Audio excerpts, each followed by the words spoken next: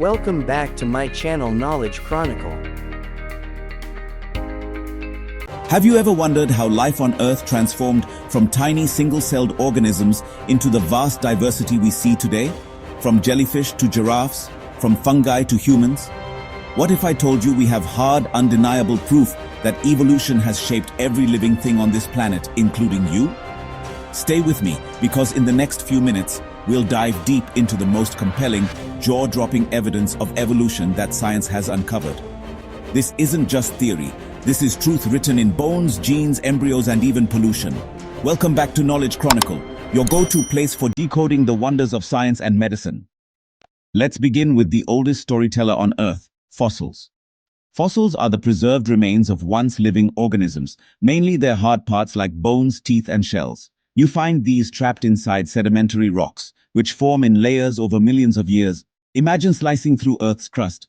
You'd see different rock layers like pages in a history book, each page containing fossils of the creatures that lived and died during that time. Now here's the mind-blowing part. When we study fossils from older layers, we find simpler life forms.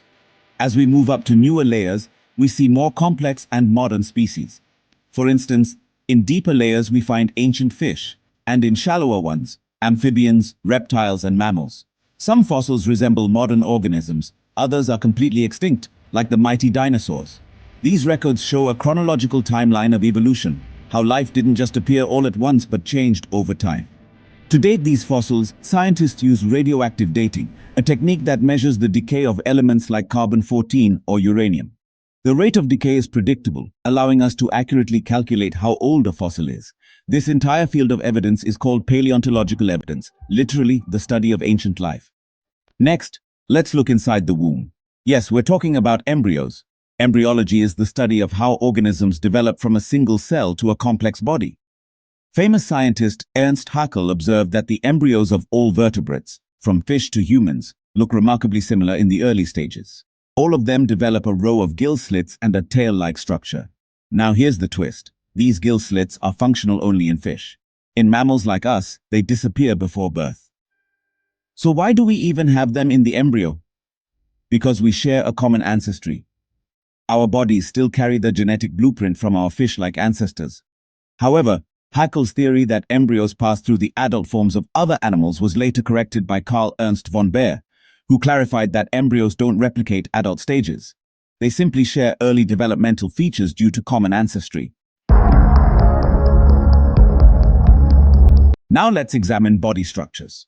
When scientists study the form and structure of different organisms, they notice something amazing. Take the forelimbs of humans, whales, bats, and cheetahs. They perform entirely different functions, grasping, swimming, flying, running, but structurally, they're almost identical. Each has a humerus, radius, ulna, carpals, metacarpals, and phalanges. This is called homology. Similar structures evolved from a common ancestor. It's a result of divergent evolution, where the same structure evolves differently due to different environmental needs. But not all similarities are due to common ancestry. Some are due to similar needs. For example, the wings of butterflies and birds look alike and help in flying, but they are built very differently. These are called analogous structures.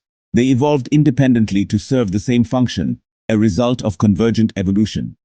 Another example, sweet potato a root and potato a stem, both store food but they're modified different organs, or the eyes of an octopus and a mammal. Similar in function, different in origin. Homologous equals common ancestor.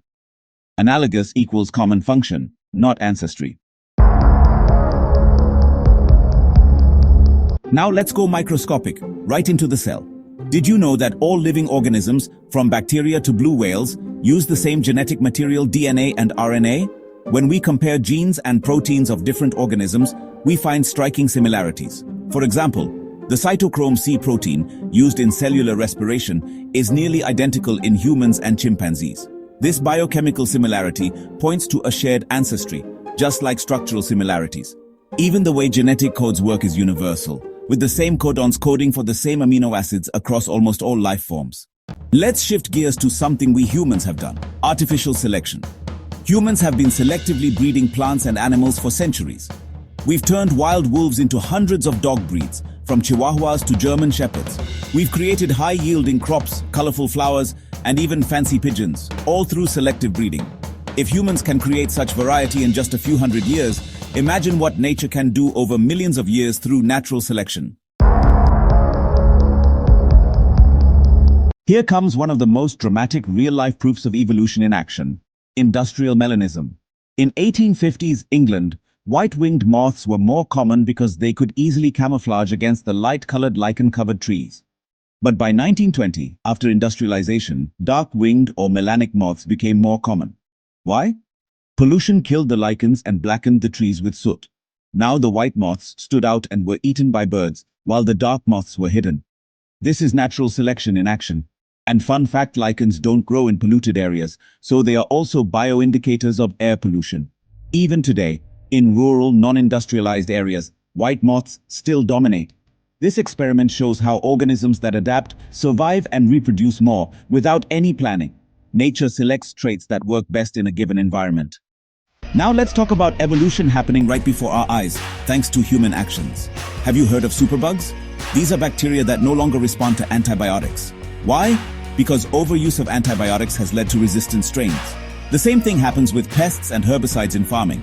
Nature selects those variants that can survive the chemical attack. This is evolution by anthropogenic action, meaning human-caused changes in species. And it happens fast. Not over centuries, but in just months or years. But remember, evolution is not a directed or planned process. It is stochastic, meaning it is influenced by random mutations and chance events in nature. So let's recap. Fossils show us the timeline of life.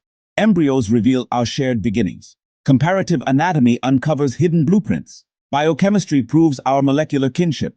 Artificial selection shows what evolution can do. Industrial melanism shows nature's selection in action. And our own actions are speeding up evolution today. All these are not isolated proofs.